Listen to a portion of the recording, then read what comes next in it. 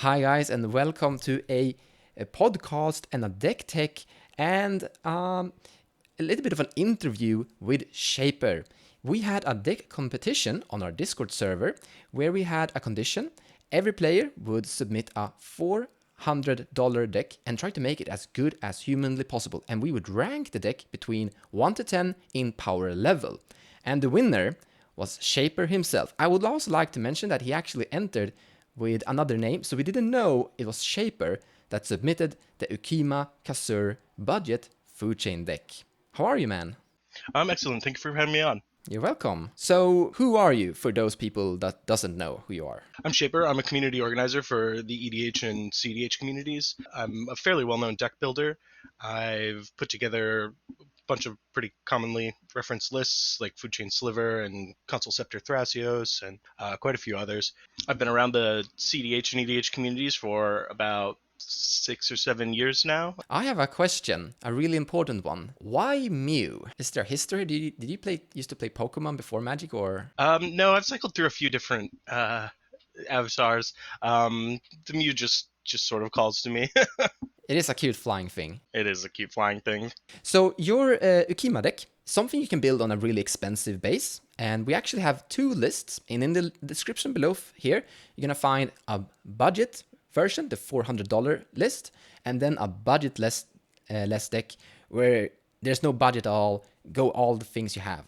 So how much of an impact do you think it has for Ukkima Cazur going for a budget of 400 USD dollars, do you think? I think it slows it down by probably a turn to a turn and a half. Really, what you're missing out for the most part are the consistency in tutors and the presence of fast mana, which can hold you back a little bit. But in general, this deck is very budgetable because it uses the mana dorks, which are very cheap and can kind of replace the role of cards like Mana Crypt and whatnot in accelerating you in the early turns. And there are a lot of cheap tutors that are specific to food chain, like Foresight and Manipulate Fate and Extract, and similar cards like that, that allow you to have consistency without shelling out $40 for a Demonic Tutor or $100 for a Vampiric Tutor. Does the deck still plays the same, basically, so it's just lower in speed, a little bit lower in consistency, but still the same feeling? Yeah, it's the same general feeling. You're trying to combo out in the early turns. Generally on turn 4, you're looking for a window where you can put your combo through without interaction, and before that you're looking to sculpt, use your interaction fairly selfishly, try to not lose the game,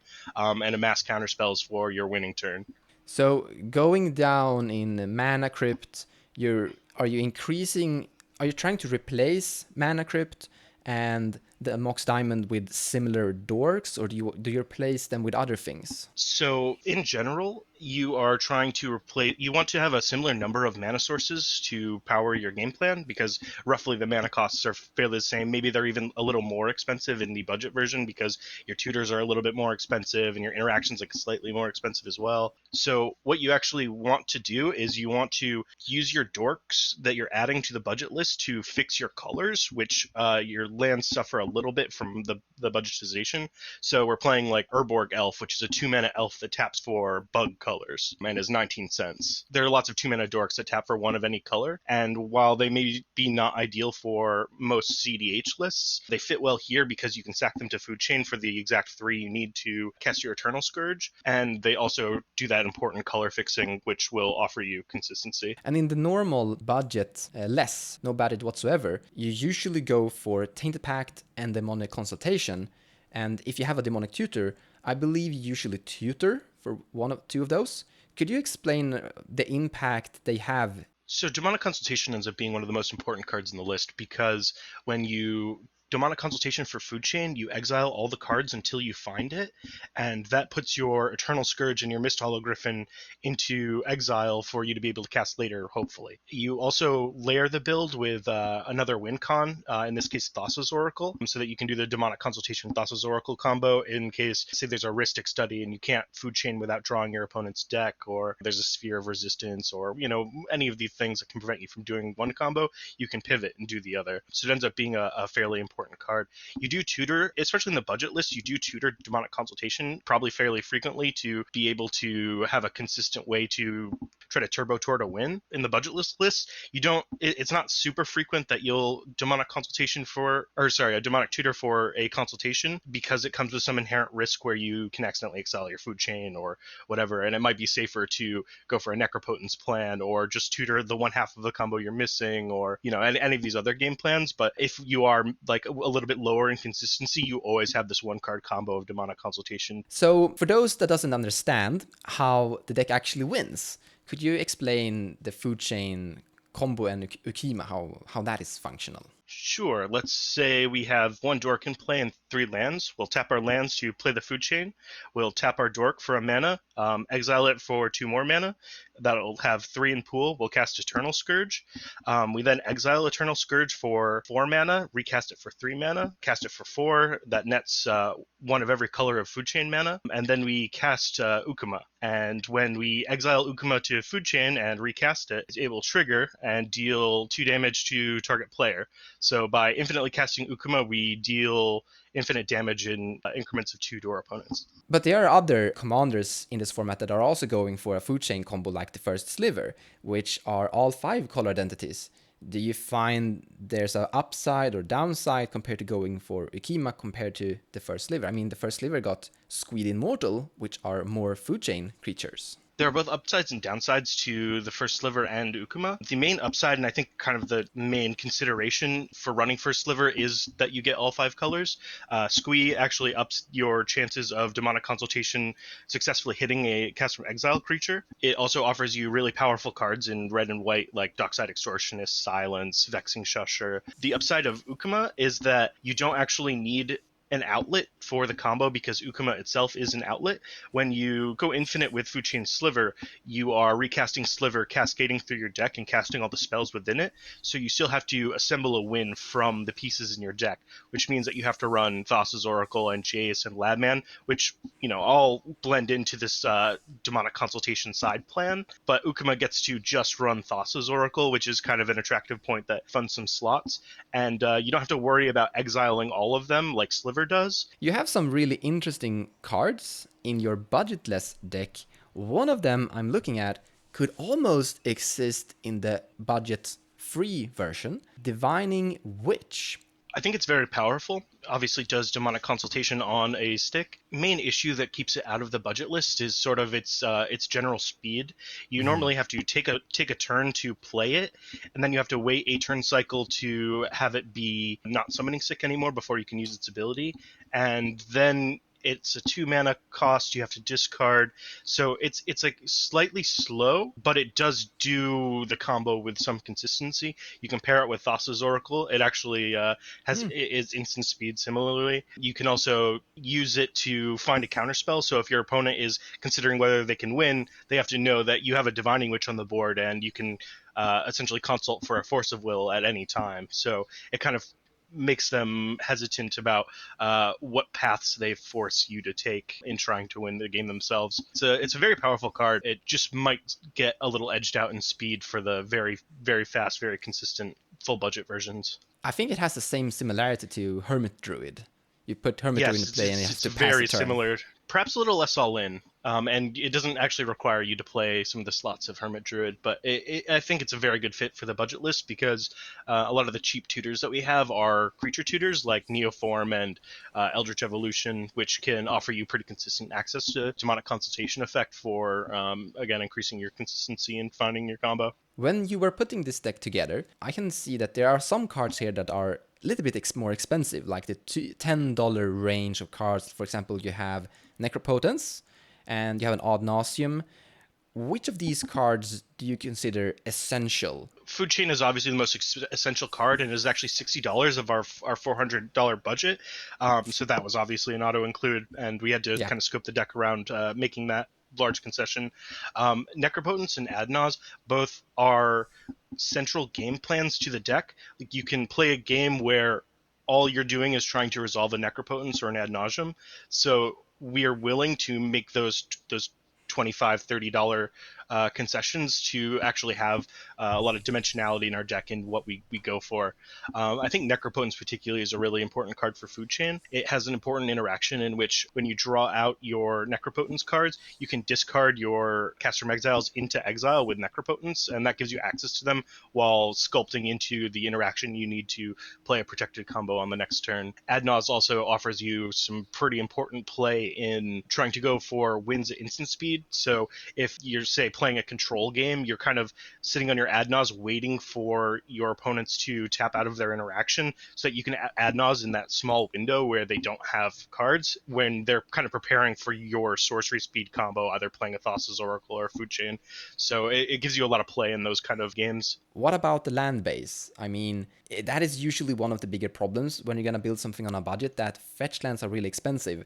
And I understand that for those who are listening now, there ain't any Tainted Pact in the budget version, and that's because you have a lot of basic lands. I guess you were forced to do that? Yeah, so one of the things about this deck that makes it very budgetable is that Food Chain combo only essentially costs a green to perform the combo itself. So in general, we can kind of skew our land base toward our green costs to get our dorks on the board that will offer us some color fixing. And also, it's really necessary to put a Food Chain on the board and exile for any color. So in general, I think that budget 3-color mana bases are sort of a struggle, but it's kind of mitigated here by our predilection toward green and in general not needing very specific costs for what we're trying to do. Obviously, with any budget or with any basic heavy mana base, you're going to kind of lose some consistency in your mulligans, but this deck also wants to mulligan fairly aggressively and can do that with these 1-card combos in the deck. There are 2 cards in your budget version that I actually don't like. And it's Wishclaw Talisman and Scheming Symmetry, which are something of, group hug tutors. And we can all agree that they have some problems there where they are offering tutors for your opponents. But if you're all in, that you're all in. For a person that is going to play this deck, how would you try to play with these tutors? Because they are really risky to try to use. I agree in general. They are very risky, but Wishclaw being 65 cents, where Demonic Tutor's $40, and Scheming Symmetry replacing a $400 Imperial Seal is a pretty good budgetization.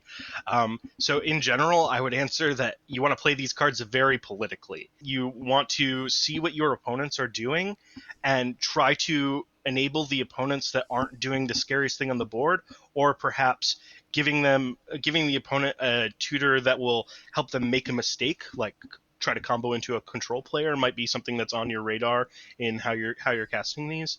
With Wishclaw, you might say that you'll give it to the opponent that will give it back to you. In general, when you cast these cards, you're looking to try to end the game before your opponent can make meaningful use out of their tutor.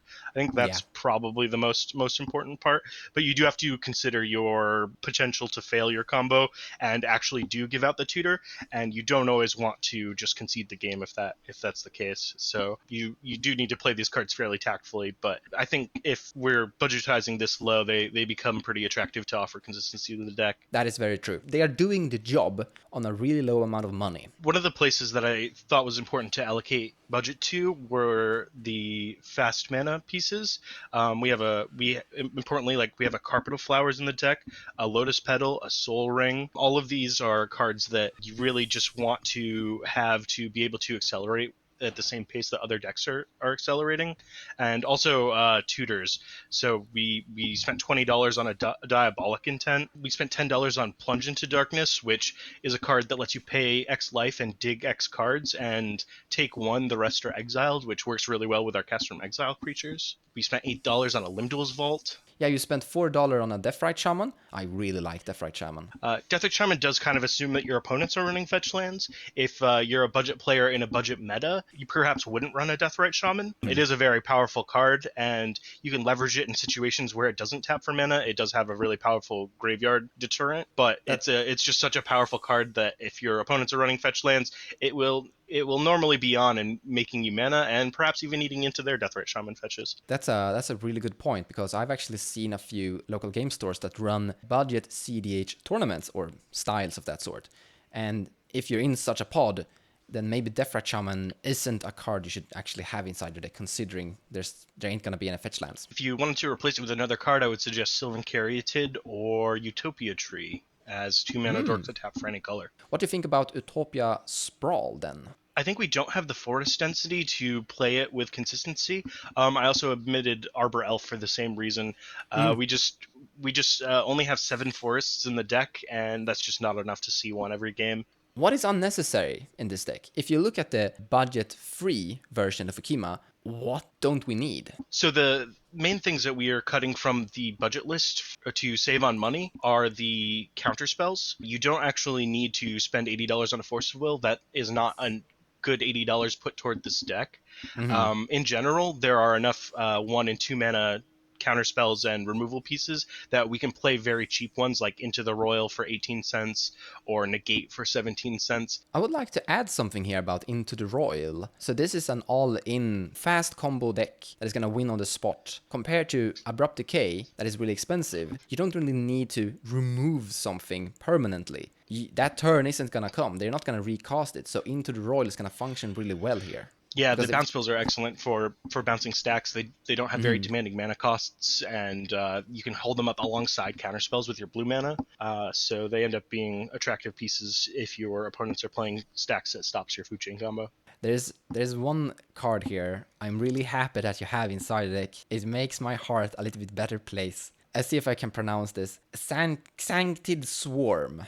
It's a 1 green mana. Scented Swarm. That is I love this when I play Jisan.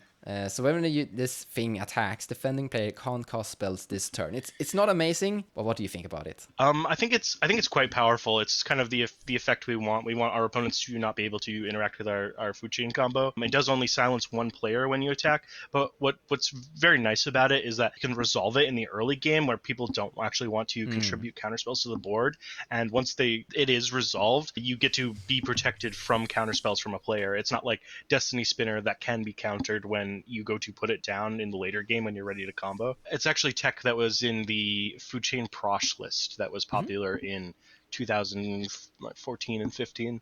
You don't have the blue transmute creature for free in this deck, which is a perfect way to find your food chain. I didn't really want 3 of those effects, and the other casting costs are actually a little bit easier. Plus, your Dimir Machinations is you're able to cast it sometimes. It's a look at the top 3 cards of target player's library, remove any from the game. So you could, in very dire situations where you can't transmute for either the mana cost or it just doesn't solve the situation, you can kind of cycle it effectively. And if you hit a Cast from Exile creature along the way, that's just bonus. Yeah, 2 black is usually better compared to 2 blue because you want to have your counter spells a little bit more at the ready. Yep. So if people want to ask questions about this deck, if they want to contact you, where can they find you? Are you active in some form of community somewhere?